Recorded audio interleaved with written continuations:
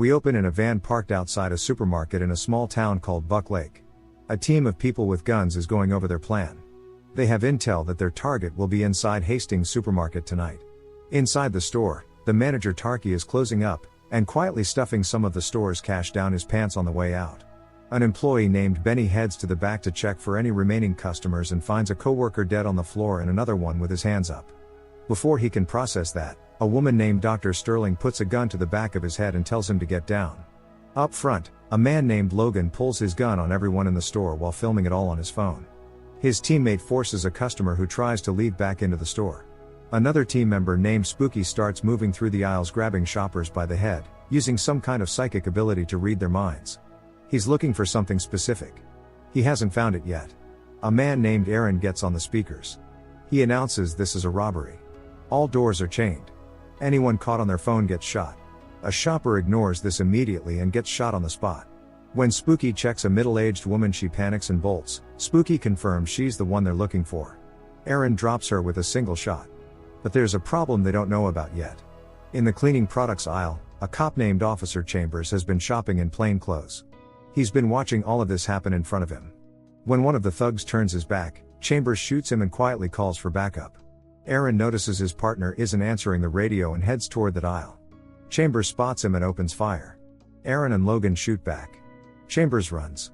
He finds Spooky in another aisle and puts several bullets in him. Aaron rushes over to draw Chambers' attention while Kane flanks him from behind and shoots him down. Spooky dies in Aaron's arms. Kane grabs Chambers' phone and sees that backup is already on the way. The team huddles. Kane wants to leave. Aaron says they finished the job. Spooky confirmed the target is in this store. The others back Aaron. Kane has no choice. Aaron uses toilet paper to soak up Spooky's blood and writes "stay back" on the front window. The police arrive outside. The team releases all the shoppers Spooky already cleared and locks the rest inside. In the freezer, Sterling has cut open the middle-aged woman's body. Inside she finds a parasite, and it's been living in there for 8 years. Worried about the other bodies, Kane shoots them all a few extra times just in case. Then he makes employees Manny and Whitney move Chambers' body and cover it up. While they do, Whitney spots Chambers' gun on the floor. The remaining hostages are moved to the storeroom.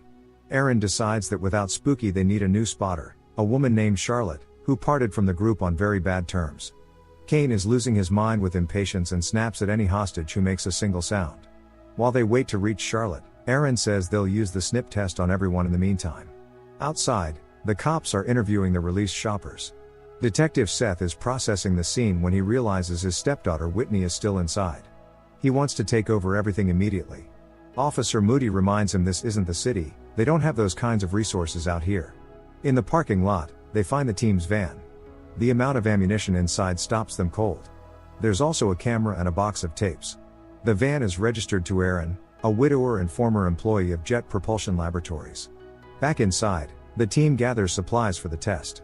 Logan drops Spooky's body in the freezer and closes the door, not noticing that Chambers' body has started to move. Kane brings milk to the hostages and forces every single one of them to drink as much as possible, even when a woman nearly throws up. Once the thugs leave, Whitney tells the group about the gun she spotted and says she can try to negotiate. She's learned from Seth. Before she gets the chance, the thugs come back. Aaron introduces himself and his team to the hostages and explains the situation calmly. One of them has been infected with a dangerous substance. They'll let everyone go once they confirm who it is. Spooky was their spotter. He could identify the infected person by reading minds. Without him, they're using the milk test. The milk changes the body's acidity and triggers a visible reaction in whoever is carrying the infection. Tarky is taken to another room. Sterling gets a knife ready. Tarky notices. He completely loses it and offers them all the cash he stole from the register if they'll let him go. The team ignores the money and sits him back down. In the storeroom, Kane hears the commotion and leaves to check. Manny, who's had a box cutter on him the whole time, cuts the tape off his wrists. The group quietly plans. A teacher says he's a skilled marksman. Benny tells him a shortcut to the freezer where Chambers' gun is. Manny passes the cutter along. When Kane comes back, Manny asks for the bathroom. Kane tells him to go in the storeroom. Seth finally gets through to the store. Aaron picks up. Seth tries to come in hard, mentioning Aaron's history and his daughter inside. Aaron cuts through it. He wants Charlotte brought to him. She was arrested 2 weeks ago for possession. He gives Seth his number and hangs up. The team holds Tarky down and Sterling cuts off his pinky finger. The hostages hear him screaming. The severed finger goes into a jar with ice. 2 minutes pass. Nothing happens. Tarky is clear. Seth is watching the tapes from the van. Sterling on camera, explaining everything. An alien organism arrived via meteor. It needs heat to survive. The only way to kill it is to freeze it, and even that takes hours. Another tape, the team running out of a building while something roars off camera. Gunshots. Someone not running fast enough. Moody brings Seth Charlotte's profile. She's addicted to multiple substances. Aaron's file says he was acquitted of involuntary manslaughter and quit the lab immediately after. His entire team quit the same day. They formed a private group and started stockpiling weapons. Every other employee from that lab is now dead. A cop picks Charlotte up from jail and asks why she and Aaron fell out. She says she failed him but doesn't explain how. While the cop's eyes are on the road, Charlotte quietly dislocates her own wrist and slips out of the handcuffs. Back in the store, the teacher has freed himself. Tarky gets brought back to the storeroom, finger in a jar. The team wants Whitney next. She tells them she's a detective's stepdaughter, they couldn't care less. Benny steps forward and volunteers to go first instead. They cut off his pinky. No reaction. He's clear. Next up is the woman who almost puked from the milk. They cut her finger. She immediately starts feeling sick. Sterling and Aaron step out to argue about Charlotte while they wait the 2 minutes. Her addiction has caused mistakes that got innocent people killed. Logan interrupts them. The woman's finger is growing back. She screams and the entire building shakes with it. In the freezer, Chambers' body mutates. The woman launches the team across the room, hits them over and over, and Aaron gets behind her and drives a blade into her neck. Sterling starts another biopsy. Kane runs to check on his friends. The teacher makes it to the freezer, finds the gun, and heads back out. He bumps into a hanging slab of meat and startles so badly he fires the gun into it. The noise wakes Chambers up. Chambers tears into the teacher. The gunshot is heard by the team and by the cops outside. Logan and Kane head to the storeroom. Aaron gets a call from Seth. Charlotte is 10 minutes out, and if she isn't there in 10 minutes things will escalate. Seth promises she's coming. Aaron tells him Whitney is fine. For now. Logan and Kane reach the storeroom and discover the teacher is gone. Kane threatens to shoot Whitney. Benny tells them the teacher went to the freezer. They head there and find him bleeding on the floor. The teacher moves. Kane shoots him in the head and says he wouldn't have made it anyway. Then something shifts in the shadows. Chambers comes roaring out of the dark, fully mutated. Logan and Kane open fire. Charlotte arrives outside. She hands the handcuffs back to the cop without explanation. Seth asks her what happened between her and Aaron. She asks for something in return. He gives her a pill from the officer's kit. She starts talking. Inside, Aaron can't reach his friends. He runs to the freezer and finds Kane on the floor, wounded. Kane tells him Logan is dead, Chambers is the alien king, and he was stung in the fight so he's infected. Kane says goodbye. Aaron shoots him. We learn he had to do the same thing for his wife once before. He goes back to the storeroom and tells Sterling to guard the hostages while he hunts the enemy. Chambers is dragging Logan's body through the dark store. Seth gets Charlotte talking in the parking lot by handing over the medicine she needs. She tells him she was once infected herself. Her addiction actually saved her. Whatever she was consuming, the aliens couldn't hold on. The infection didn't last. But being infected gave her the ability to sense them. The catch is she has to keep using to stop them from taking hold of her again. Seth is struggling to believe any of it until the building shakes again and the screeching rattles the entire parking lot. Inside the storeroom, Whitney has cut herself free. Benny distracts Sterling. Manny tackles her from behind. They fight on the ground until Manny bites her hand and gets the gun away from her. Aaron finds Logan's body in the main store and shoots it just in case. Chambers appears behind him. Aaron runs back to the storeroom. Chambers follows and bursts through, hitting Manny so hard he disappears into the dark with his body.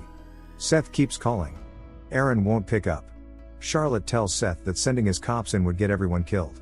In the storeroom, Benny picks up the gun and points it at Aaron. Whitney tells Benny they should just leave. Aaron tells him to trust the process. Benny reminds him they cut off his finger. Sterling holds up her hand. She lost one too, and had it reattached. It's necessary. Aaron explains everything. His team came here specifically to kill the alien king.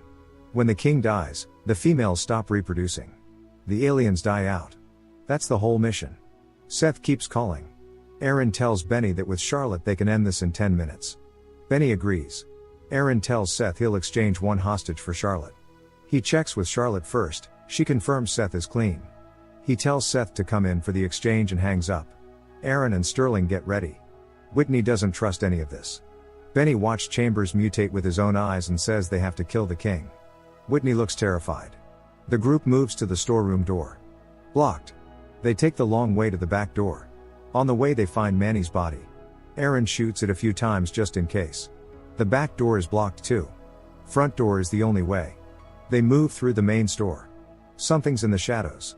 Aaron tells them the creature isn't intelligent, the brain is likely half dead by now. They're almost at the front door when the roar hits them and everyone scatters to hide. Harky drops the jar with his severed finger and goes back for it. Chambers lands on him in the dark. He's gone. Sterling moves Benny and Whitney into the manager's office. Aaron reaches the front door, lets Charlotte and Seth in. Both men immediately have guns on each other. Aaron explains the hostage he was going to trade is dead and he needs Seth's help. Seth agrees. Charlotte locks the door and says she can already sense an alien in the room. A powerful one. Gunshots. Sterling comes back. She shot Chambers 6 times and he kept walking. Chambers charges down the aisle. Everyone fires at once. He doesn't go down. Charlotte senses Chambers is looking for something. Seth moves toward the manager's office to check on the others. Benny tells Whitney he'll create a distraction so she can run. She refuses to leave without him. Seth finds them first and Whitney throws her arms around him. Charlotte uses her ability to pull Chambers' attention. Seth gets Benny and Whitney to the front door. He opens it, and Moody immediately floods the store with cops, completely ignoring Seth's orders. The screeching fills the air as the cops form a ring around the team. Chambers launches himself onto Aaron and starts throwing him around, beating him into the floor. The cops can't fire without hitting Aaron. Seth fires his gun into the ceiling. Chambers turns toward the noise and Aaron drives a blade into the back of his neck. He cuts deep enough to create an opening and reaches inside.